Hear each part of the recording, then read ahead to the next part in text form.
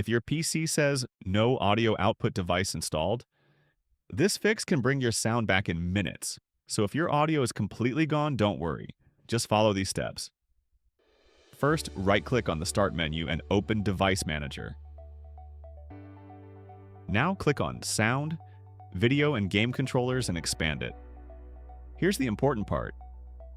Right-click on your audio driver, like Realtek Audio or High Definition Audio device. Click Update Driver, then choose Browse My Computer for drivers. Now click Let me pick from a list. Select the correct audio driver and hit. Next, wait for it to install. Once it's done, click Close. If it asks to restart, click No for now.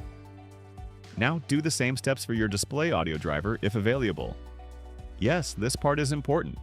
Update it exactly the same way and restart your PC.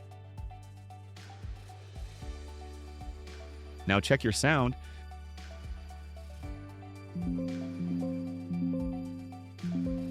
And just like that, your audio should be back. If this helped you, follow Tech Resolve for more smart PC fixes.